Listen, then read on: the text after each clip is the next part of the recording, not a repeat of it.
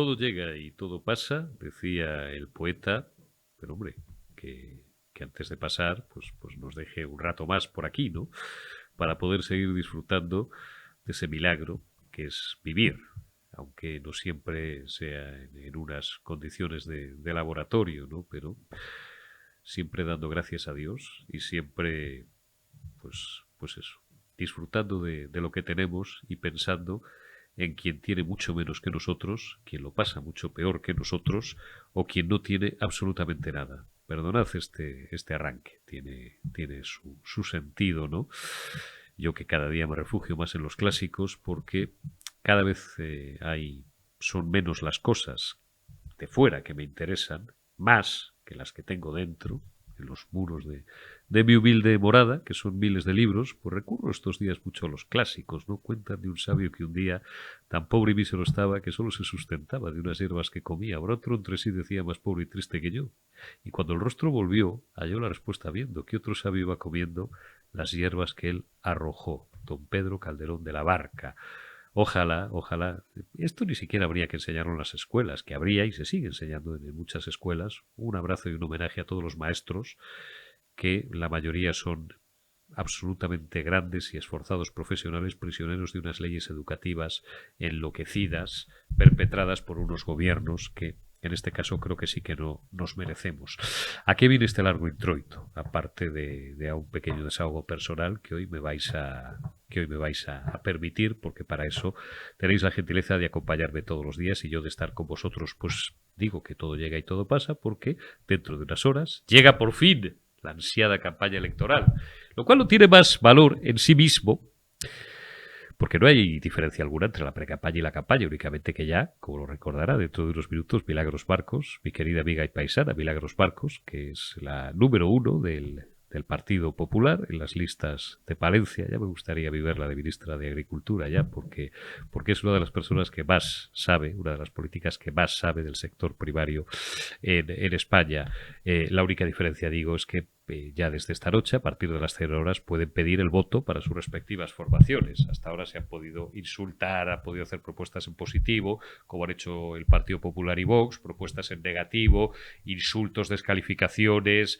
justificaciones de que no lo han hecho mejor, es decir, lo han hecho patéticamente mal, por parte de los comunistas y de los socialistas, porque somos todos una panda de fascistas, los medios de comunicación, los partidos de la oposición, los ciudadanos que les dan la espalda y que no les agradecen. Joder, pues os están empezando a dar la espalda, empezando casi por 1 millón de los vuestros. O sea que haceoslo mirar. Bueno, pues esto sí lo podían hacer desde esta noche ya. Además de eso, pueden pedir el voto, como si no lo vinieran haciendo implícitamente. Elementos que van a domar el arranque de esta campaña electoral. Si no pasa nada, que Dios quiera que no pase nada. Recordad que en la última campaña, antes de ayer, como quien dice, para unas municipales y autonómicas, que fueron mucho más que eso, que fueron una suerte de primarias importantísimas, y ante la debacle forzaron al figura a adelantar las generales, pues joder, la emoción que cogió los últimos 4 días la cosa fue brutal. Estábamos en que si había asesinos, que los había, en las listas de los socios del Partido Socialista, y de repente pues empezamos a hablar de descaradas compras de voto por correo, y empezamos a hablar de secuestros de concejales y concejalas, en este caso. Cualquiera se mete, decía yo un día, con estos tíos, que por cuarto de pipas te agarran entre dos, no porque lo tendrían fastidiado, pero entre 3 o 4 ya, pues ahí ya, macho, a morir por Dios y por España. Te meten en el maletero de un coche y te dan un susto, como decía el lugarteniente del tal Espadas, del baranda del socialismo andaluz. Y bueno, pues rematamos con esas cositas, que no sé si fueron ya más o menos determinantes, porque el crédito del Partido Socialista ya estaba y está hundido, por no hablaros de los comunistas, que ya directamente son un chiste, son absolutamente marginales en términos matemáticos y en términos absolutos también marginales en la política española, y que solo dan pues para que pasemos un rato bueno, como el que pasamos ayer con Inés Saiz, analizando los modelitos super cookies, o sea, del Oro Parque, de la Fasionaria, de la candidata comunista a la presidencia del gobierno. Vamos a hablar en serio, vamos a hablar de lo que nos jugamos en estas elecciones, que es mucho. Elementos, os decía, elementos nuevos, que al delincuente Carlos Puigdemont, se le acaba el chollo. Lo más probable es que agarre un coche y salga corriendo y perpetre una huida. Ya tiene costumbre. No le hará falta meterse en el maletero, puede conducir él o el chofer, que le pagan algunos servicios del Estado, no sé cuáles, pero algunos servicios del Estado. Como no sé, sí lo sé, pero como no lo puedo probar, no me voy a meter en más líos de los que ya han intentado meterme sin éxito, algún miserable y algunos miserables y algunas miserables en los últimos meses. De esta nos hemos librado, pero hemos aprendido mucho.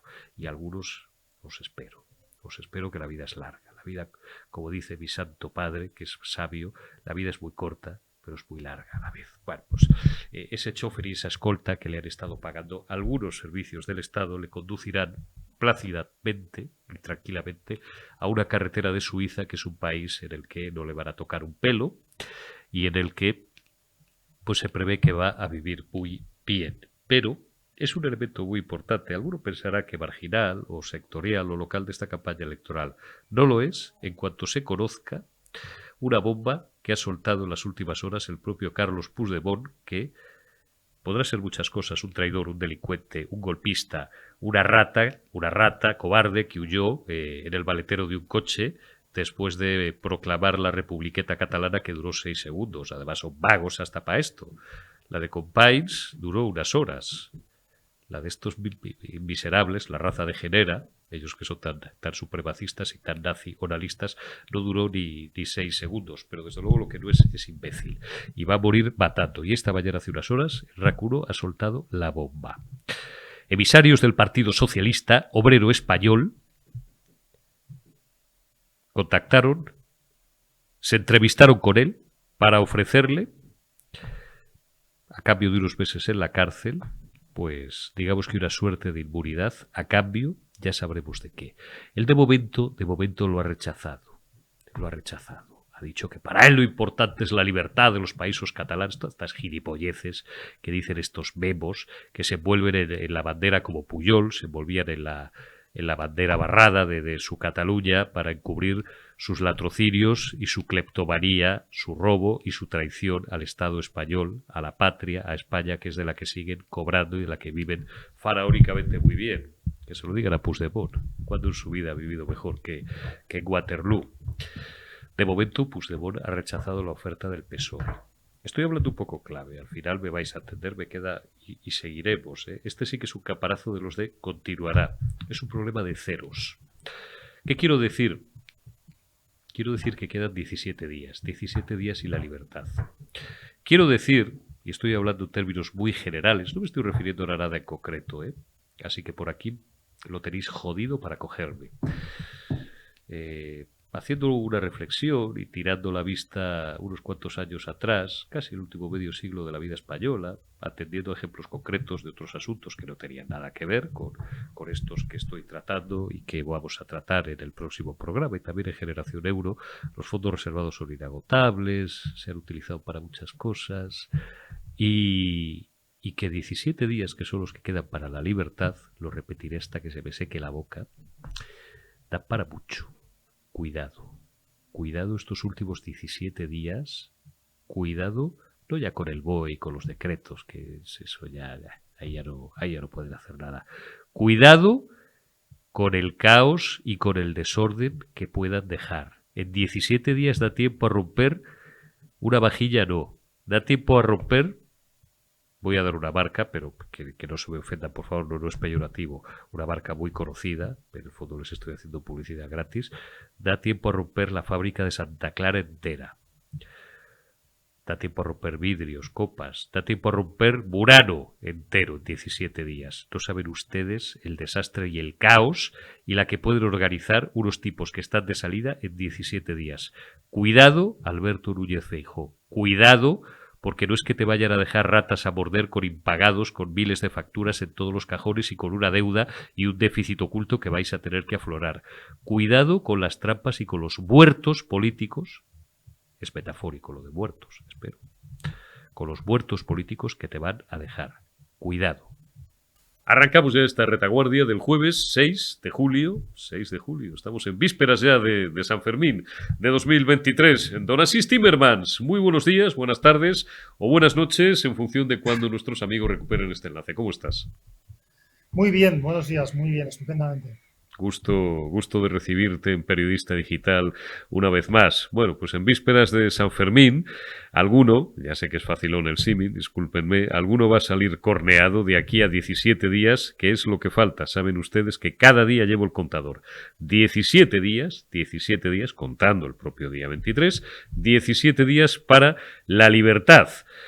17 días en los que vamos a tener que sufrir, bueno, es chusco y casi ya hasta nos divierte, ¿no? Como decía la canción de los Ronaldos, porque nos gusta y nos divierte, tendremos que sufrir encuestas como la de José Félix Tezanos, que reconoce y los medios, digamos, no ya los medios del régimen, sino los medios un poco tibios, perfileros, dicen, bueno, el CIS por primera vez reconoce la victoria del PP. Pero no veas tú qué horquillas. O sea, la encuesta es que yo cuando la veo ayer por primera vez dije, bueno, esto lo que decimos siempre, esto tiene que ser una broma.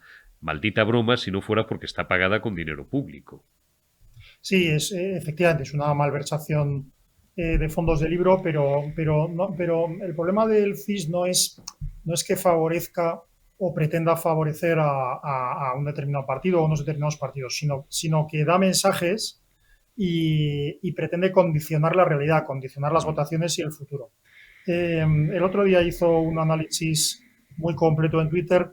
Creo recordar, me perdonas, creo que recordar que era mi amigo Luis del Pino, me Sí, parece no equivocarme, pero lo hizo un leí. análisis que qué es lo que está haciendo. Entonces, claro, o sea, Tezanos no es tonto, es malo.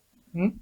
Ah, Quiero decir, lo digo porque este es el problema. Entonces, cuando da esas cifras es que intenta provocar unos determinados comportamientos. Cuando da una victoria mínima del Partido Popular ante el Partido Socialista, lo que está es animando a la participación del Partido Socialista. Está diciendo, perdón, de los votantes ah. del Partido Socialista. Les está diciendo, hay partido, haced un esfuerzo, que os creíais que no había nada que hacer, sí.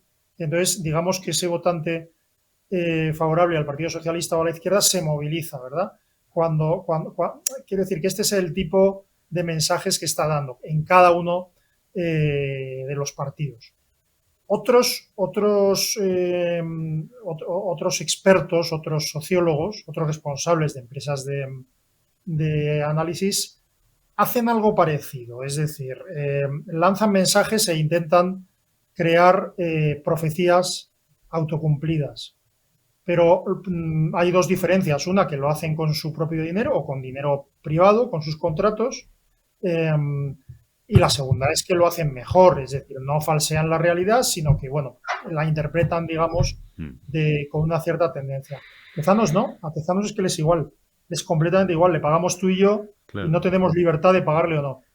Y tiene un desahogo y además una chulería porque, mira, está metiendo, gracias Omar, imágenes de archivo de algunos de los Sí. desayunos, a más de uno hemos asistido, de los que organiza nuestro amigo José Luis Rodríguez en Forum Europa, donde, bueno, oye, hay siempre gente que, en fin, salvando la cortesía de estos desayunos, madrileños matutinos, pero bueno, pues le dice alguna cosa, ¿no? Y él, con esa soberbia y esa jactancia de profesional de lo suyo, te explica como si fueras un imbécil, como si este arcano de la sociología y de la demoscopia estuviera al alcance de unos pocos elegidos y tal, que no es cocina, que es otra cosa, y que además un día le escuché una gloriosa en el antepenúltimo desayuno, ya hace más de un año, año y medio. Déjame la encuesta, Omar, la seguimos viendo un momentito por si algún espectador todavía no la conoce, aunque han pasado ya casi 24 horas, que prácticamente que su función no es acertar, claro que tu función no es acertar, como bien dice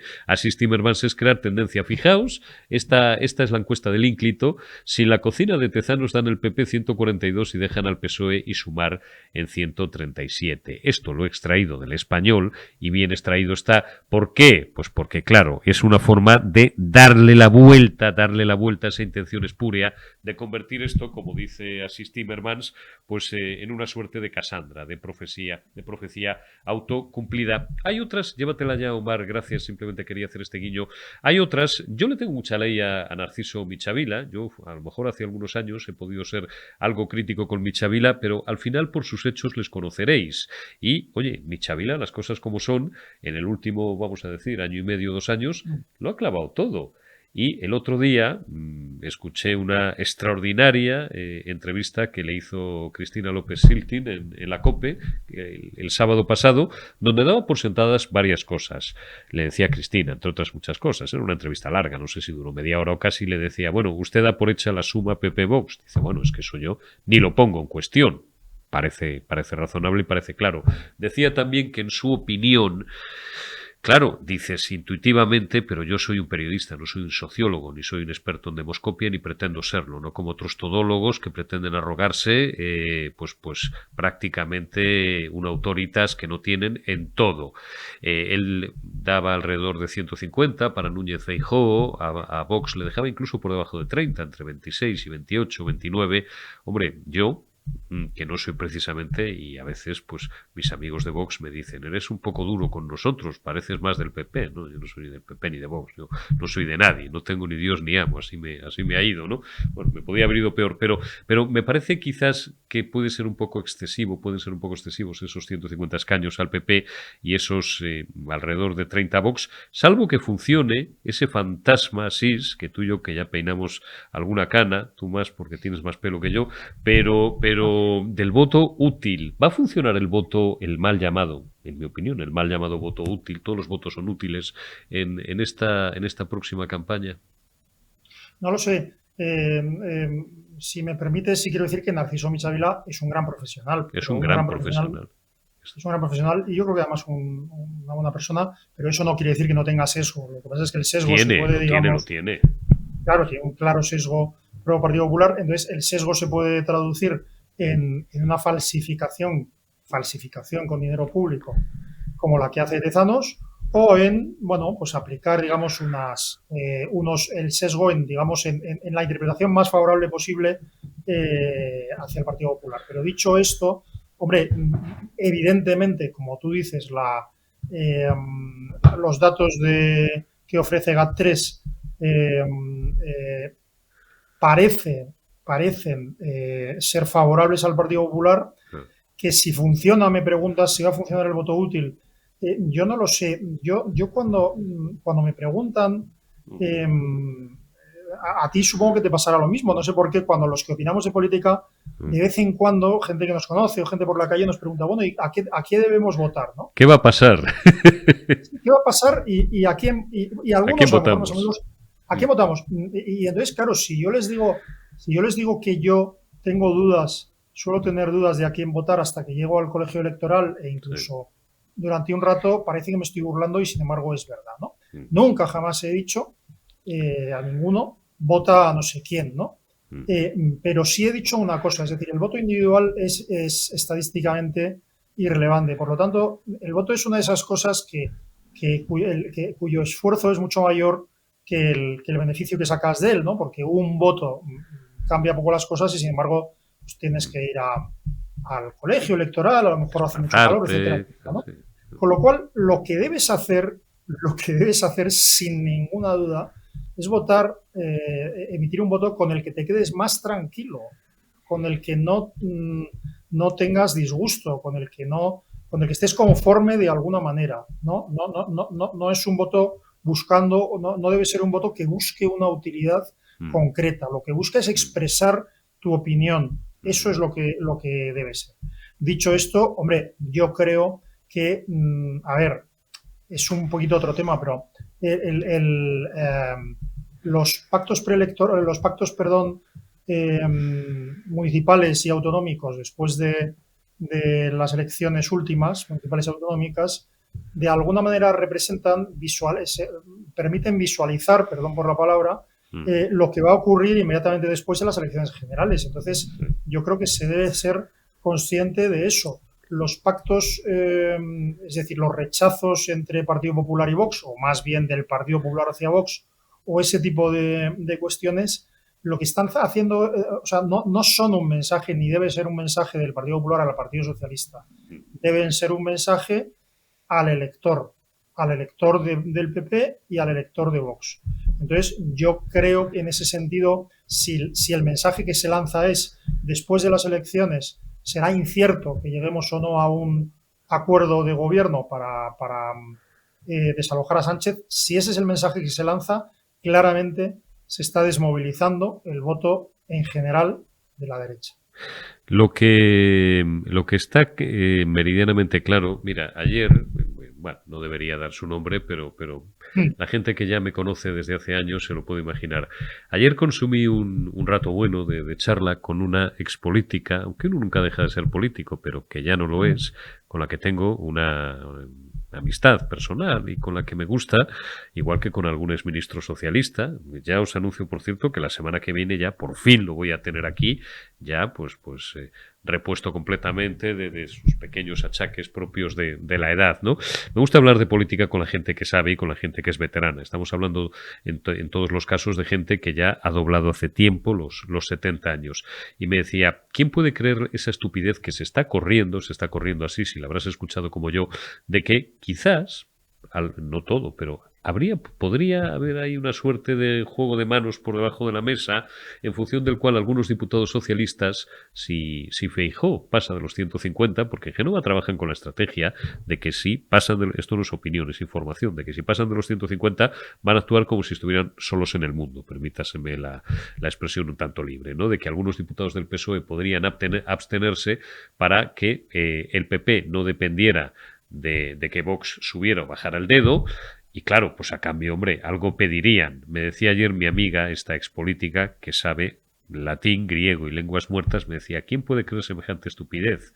Casi se me escapa el nombre. Digo, pues fulanita, digo, hay mucha gente en Madrid que lo está empezando a creer.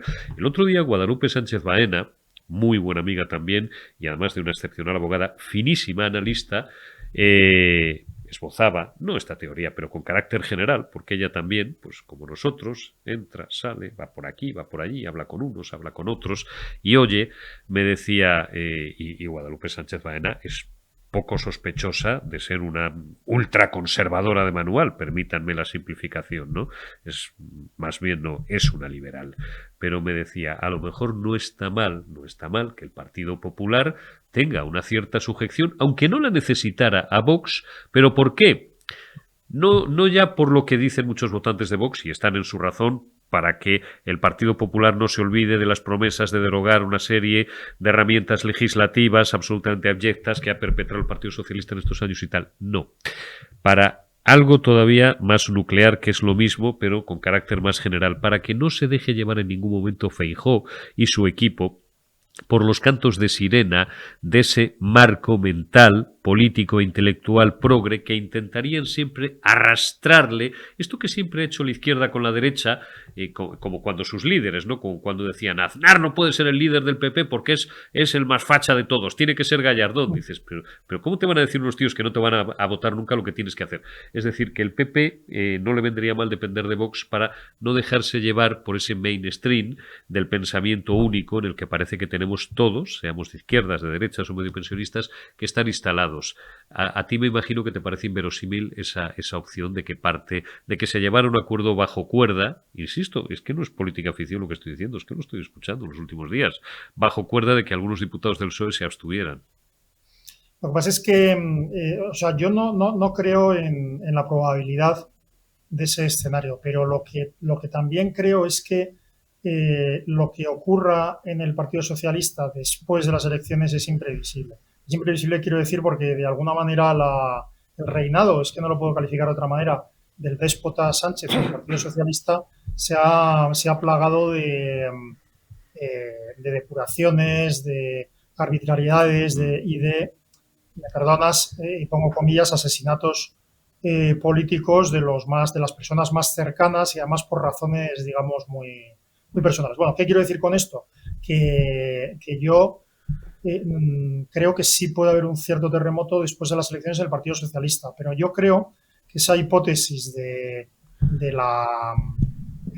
un grupo de diputados que voten del Partido Socialista, que voten al Partido Popular para que este no dependa de Vox, tiene al menos dos fallas, ¿no?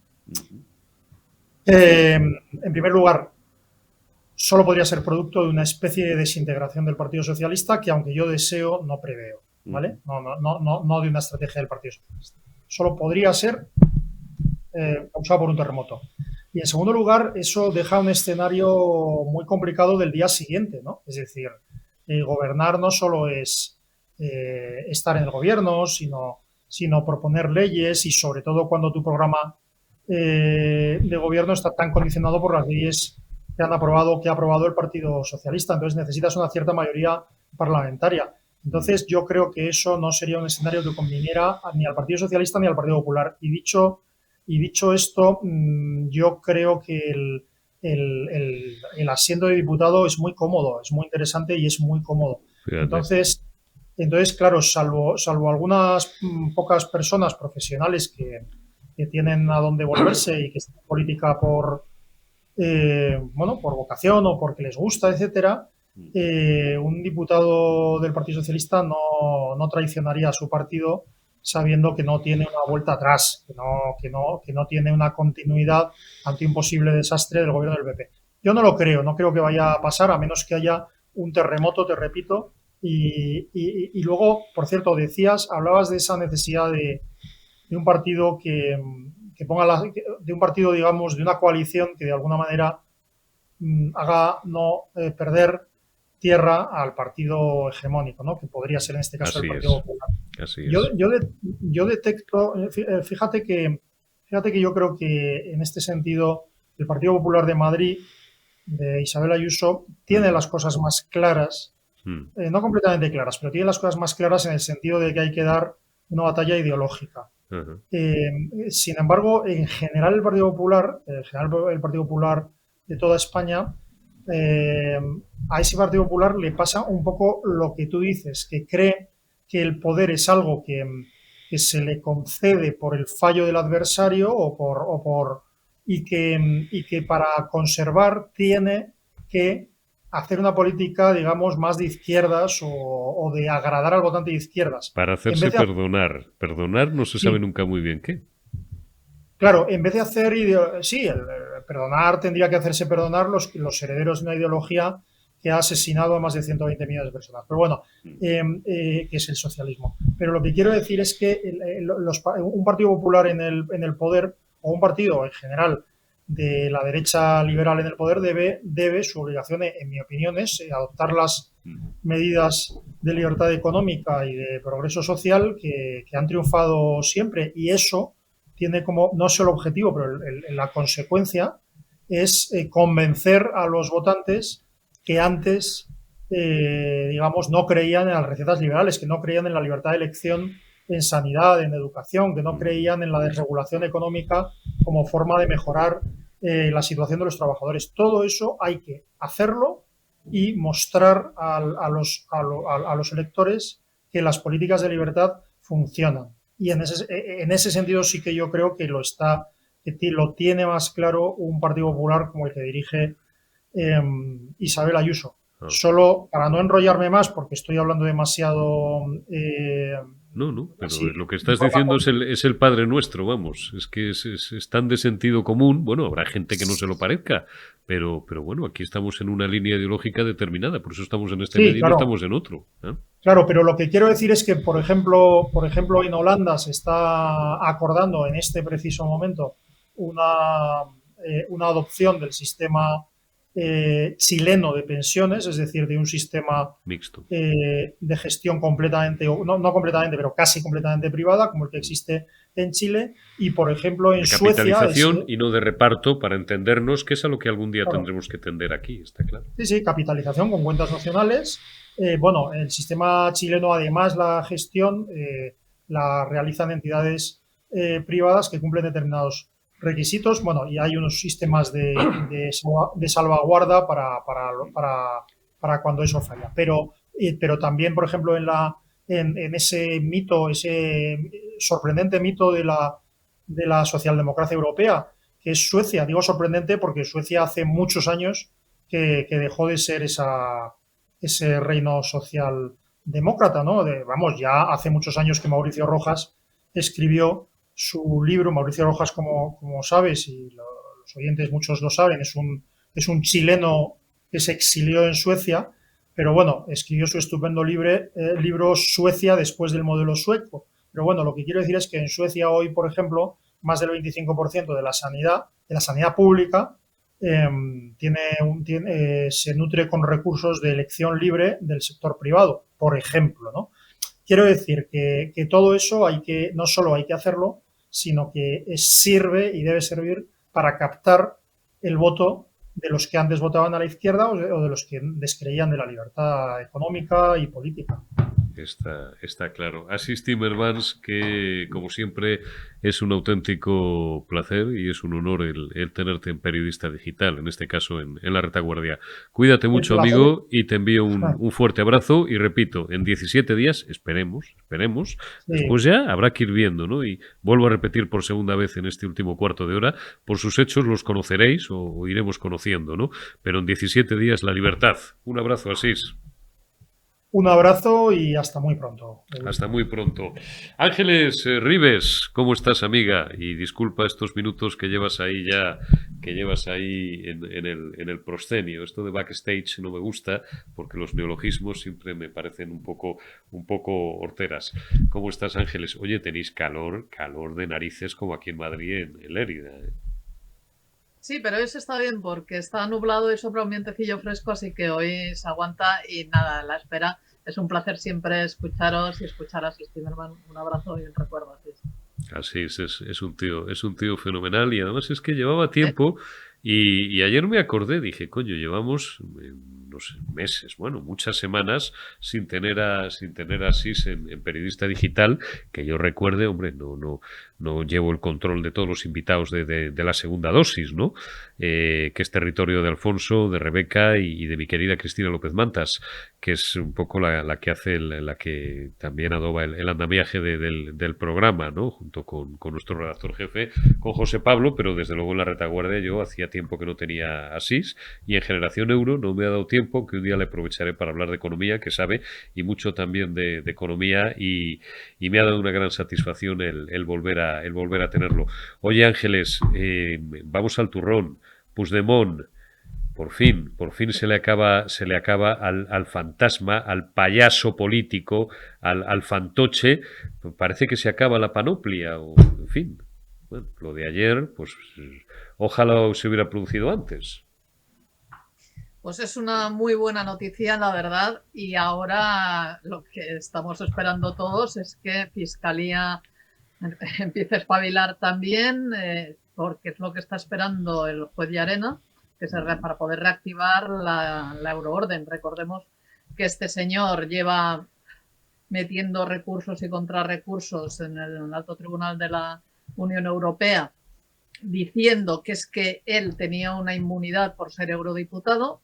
En este caso, el Tribunal de la Unión Europea le ha dejado claro que no puede agarrarse a ese clavo ardiendo, ya que los hechos por los cuales se le busca en España no tienen absolutamente nada que ver con su función como eurodiputado y por lo tanto es algo que tiene que dirimir la justicia española.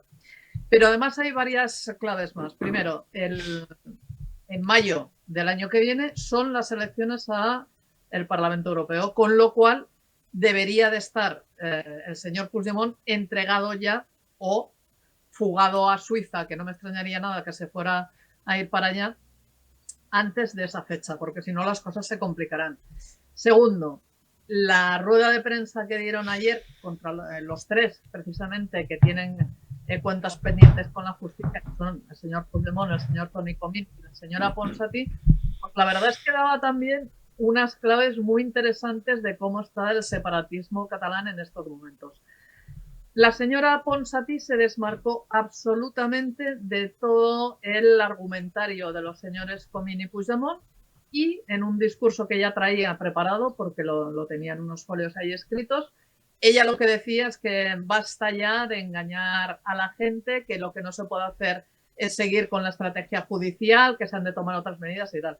Recordemos que esta señora, aquí hay dos cosas. La primera, que a ella se la busca única y exclusivamente por desobediencia, por no haberse presentado a la citación que tenía pendiente en el tribunal, ya que al haber sido derogado el delito de sedición tal y como lo conocíamos, su acusación decaía en este sentido, tenía que venir a prestar declaración y no se presentó, con lo cual la buscan por no presentarse a prestar declaración como cualquier otro vecino en este mundo nuestro si no se presenta a una citación judicial. Segundo, esta señora es la que decía que iban de farol. Es decir, esta señora ya ha reconocido más de una vez que la estrategia del separatismo, en concreto de los prófugos de la justicia, era echarlo todo para adelante, pero sin realmente llevar a cabo las acciones de las cuales decían que eran muy capaces de llevar. Con lo cual, ella ya se aparta directamente. Los señores Comín y el señor Puigdemont, ellos dicen que no, que todavía queda mucho partido y tal.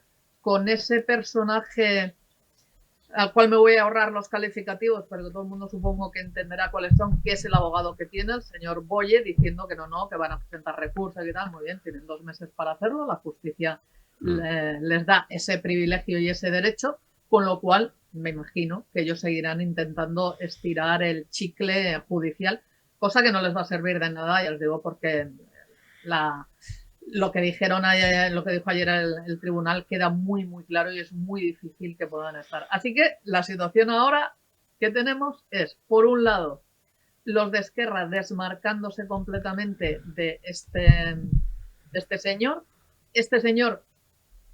que vive, suponemos, de lo que hace JxCat por él, porque esa es otra de las cuestiones que se tendrán algún día que dirimir. ¿Quién le paga? ¿Quién le paga el tren de vida a este payaso político?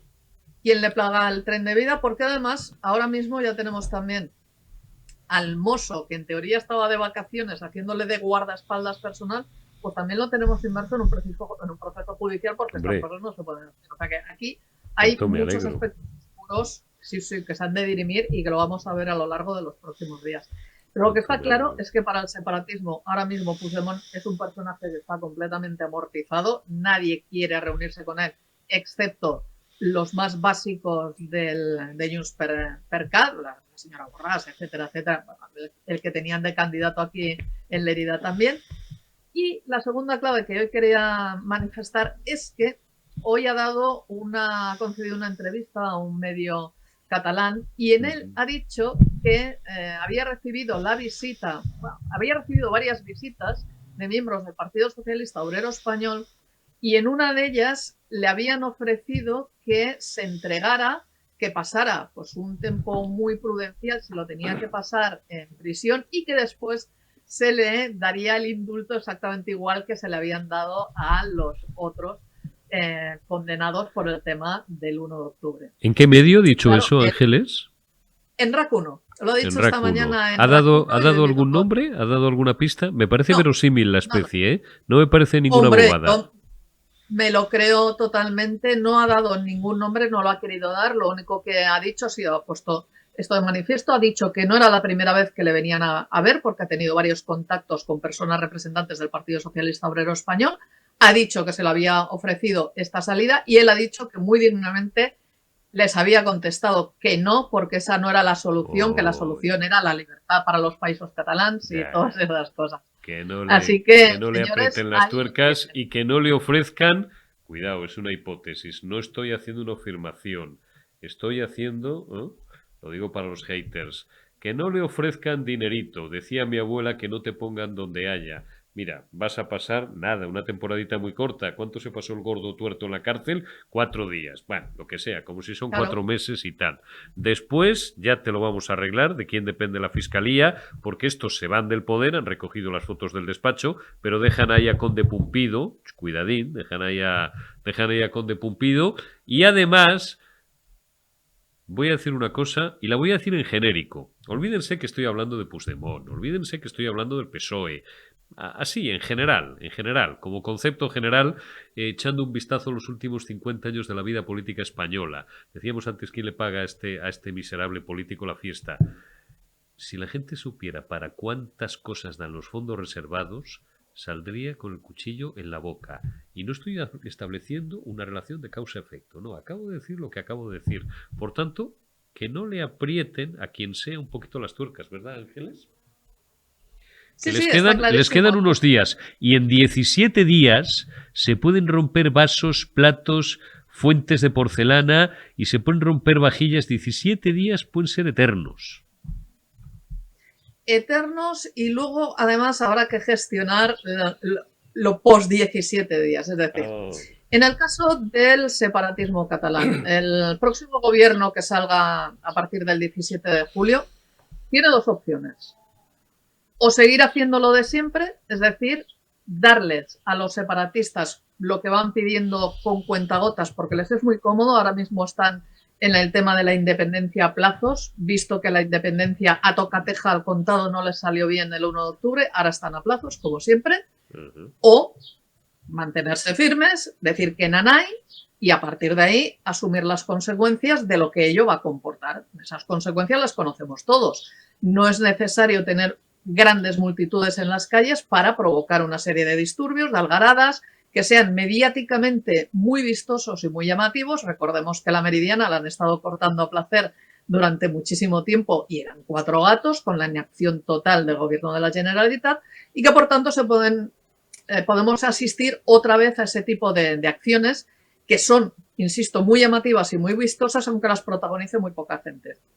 Yo el consejo que le daría al próximo gobierno que salga de estas elecciones es que haga lo correcto, porque al final, tanto si cede como si no, los separatistas les van a insultar, les van a decir que España les oprime, les van a decir que son unos turbo ultra fachas hiperventilados, les van a llamar absolutamente de todo. Puesto que te van a insultar igual, hombre, pues haz lo correcto y vete a dormir tranquilo y con la conciencia en paz.